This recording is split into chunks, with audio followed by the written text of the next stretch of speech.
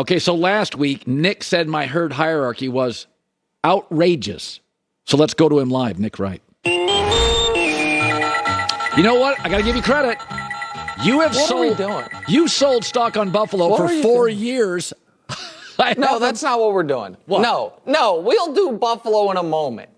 I mean, what do the Ravens, the Bengals, the 49ers, and Dolphins all have in common? What's that? They are the 4 teams that have graced the top of the herd hierarchy this year.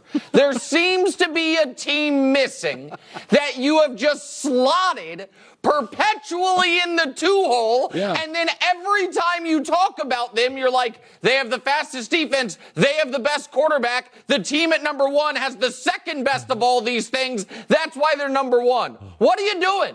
What do the Chiefs need to do to be the top of the herd hierarchy, Colin? Tell me, and I'll relay it to them. Okay, great idea. So first half against Chargers, amazing. And then they disappear. It's like they give me half. They disappeared? I'm sorry. Did they disappear or did they shut out your beloved Justin Herbert for a half? Because I do believe there are 2 sides to the ball, Colin. In fact, maybe a third. And special teams where the Chiefs have a kicker who hasn't missed a kick and a punt returner that J-Max Jets couldn't use for 6 yards all year who broke the game open. Like, what are we doing? They have the best coach, they have the best quarterback, they have the longest winning streak, and they have the best record. And you refuse to put them at number 1. So yes, you can try to butter me up by saying I was the only person in America who called it on the Bills years ago and took all the slings and arrows from folks, and now I'm being proven correct, obviously. But at some point, I need to come on here in the most electric 30 minutes in sports television all week, the herd hierarchy into you and I talking, and have the Chiefs be number 1. And it can't only be after they win the Super Bowl. I always have them won that week. They're always won that week. Yeah, exactly. And then somehow teams jump them, they don't lose, and other teams jump them. I don't understand. Go ahead, sorry. That's not a periodic chart. It's not perfect. Okay.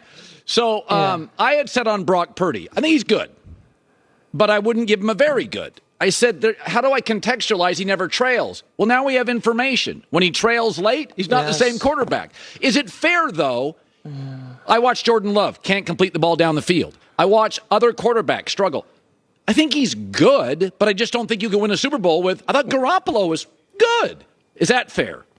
Well, yeah, I mean, your bar for good might be a little lower than mine. I think he's fine. Brock Purdy's fine. And folks got very mad at me because I do that silly Mahomes mountain quarterback ranking thing. And the day after he went 20 of 21, he didn't move up. And people were like, what more do you want to see? And my answer was more. I want to see Brock Purdy under less than ideal circumstances, either because his full cast of Avengers skill position players are not all there, or he's trailing late. And now we've gotten to see both, and he's been awful. Like, let's be very, very clear. Last week, he was outplayed by P.J. Walker. Oh, Nick, that's against the Browns defense. That's unfair. No one could move the ball in the Browns defense, except for, I guess, Gardner Minshew, who hung 38 on the Browns defense 6 days later.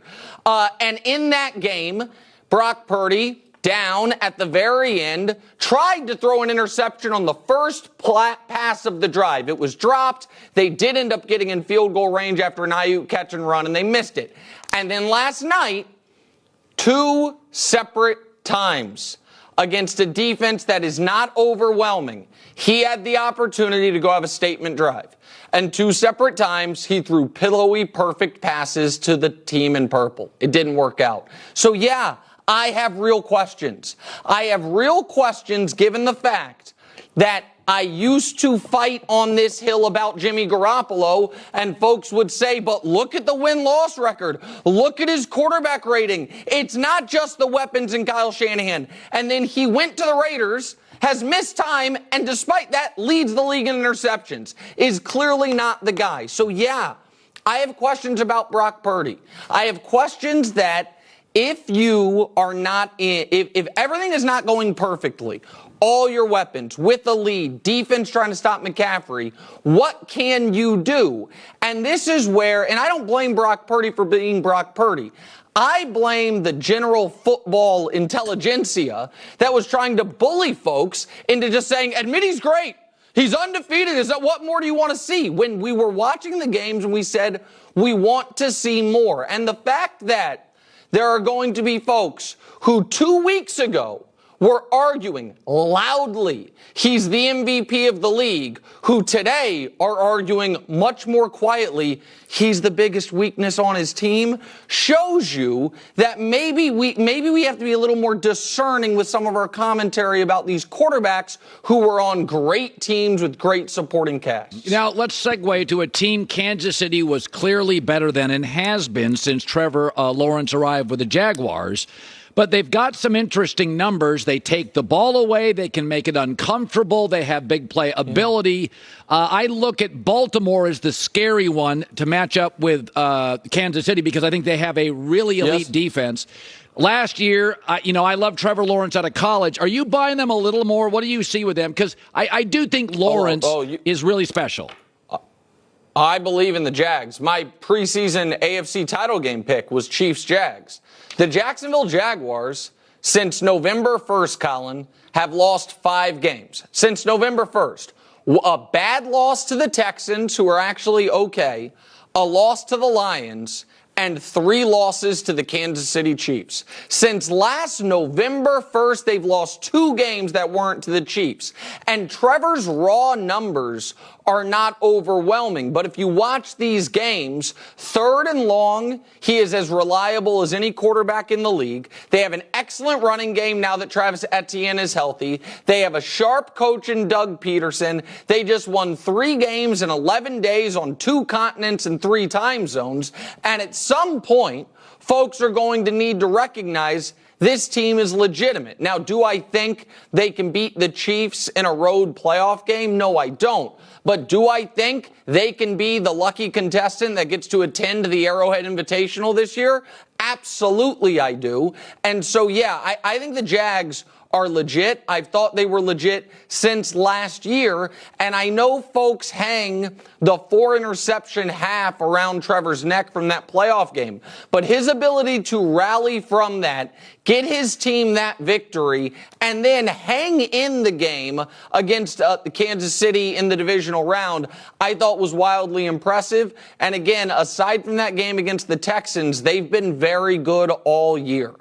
All right, so NBA season starts tonight. I think there's 5 teams that have a chance to win it. I usually think it's about the same number in baseball, college football, college basketball. Maybe the NFL's got 6, but it usually comes down to 5. I think Boston, Denver, Milwaukee, Lakers I had at 5. Phoenix is in there. That's about it. But the Giannis thing's interesting because I said this. So he's lined up now with Dame. And for years, D. Wade was a one-title guy that everybody liked, beloved in his city. And then he got LeBron, and now he's a 3-ring guy, and he's an icon. And the Duncans and D. Wades, Kobe, MJ, LeBron, Steph, Russell, they all needed another guy. But right now, is it unfair to say Giannis is a little like Dirk Nowitzki with better defense? Beloved, unique, we all like him, MVP cachet, 1 title, and may not win another. And he's going to be great. But if you want to get into the club, the bar is incredible. Shaq, Russell, Kareem. Isn't he kind of Dirk with defense? Well, listen, I maybe think more highly of Dirk than a lot of people. He's the 6th all-time leading scorer, best player on 2 finalists, a great championship going through Durant, Russ, and Harden, Kobe Bryant, and then LeBron and Wade. So, I think Dirk is, around the 19th greatest player of all time. And I think Giannis, that is a very good ranking. I think Giannis is just right now a touch better than him. But Giannis isn't 30 yet. Giannis is, has a lot of meat left on the bone. I agree with you. If he were to not win another championship, then we look at him differently. But I think Giannis has a real chance to climb into the area of the pantheon where Shaquille O'Neal and Hakeem Olajuwon live, which is he's going to need not just one more title, but probably a couple more titles for it. And I get a little frustrated with some of, and I'm not talking about you, some of the commentary around Giannis is like, yes, he does all these things well, but here's his limitations offensively, which would make a lot more sense if I hadn't seen him average 30 a game on crazy high efficiency, if I hadn't seen him hang 50 on a team to win a championship. A lot of the things Giannis can't do, Shaq couldn't do either, but we didn't hang it on Shaq because it's like, well, what he does, he's so dominant at. I really like the fit with Dame. I think they'll be very good. The question is, because what the example you gave about Giannis, right now the same thing could be said for Jokic. MVP, one ring. Yeah. What if he doesn't win more? Yeah. Well, there's only one champion a year.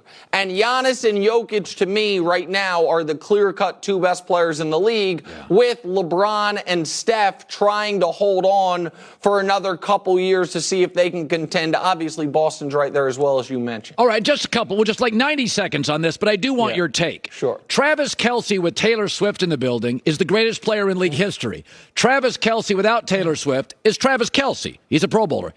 Do you have a theory behind that? He's like a different player when she's there. Well, yeah, it's the most obvious theory ever. I mean, Colin, you ever get a text from your lovely wife, Ann, that says, hey, I'm watching? Does it perk your energy up a little bit? Do you try to be a little funnier? Do you try to be a little more charming? I bet you do. And so, yeah, Travis Kelce, who has the rings and the money and the fame and the accomplishment, all of a sudden at 34 years old, has new motivation. He's trying to impress the most famous woman in the world who also is his girlfriend. So yeah, I think it helps. Yeah, I think it's good. And I think it's genuine. Listen, I'm not a Taylor Swift expert, but she seems deeply invested. Yeah. And I think it's great. I also think it's a bit of a renaissance for Patrick Mahomes' wife, Brittany, who has been subject to a lot of unfair stuff in the media and in social media. She's super likable. It's amazing. If you'd have told me, Colin, 15 years ago that Kansas City would be such the football epicenter that its gravitational pull has brought in international pop stars, I'd have said you'd lost your damn mind. But that's where we're at. Now, unfortunately, I'm sure you think, Mark Andrews has similar pull as you have the Ravens ahead of the Chiefs, but that's a story for another day, I guess. Hi, everybody. Thanks for watching. Subscribe here to get the latest from the show. Also, be sure to check out more of the best clips from The Herd or go watch a few segments from other shows on FS1.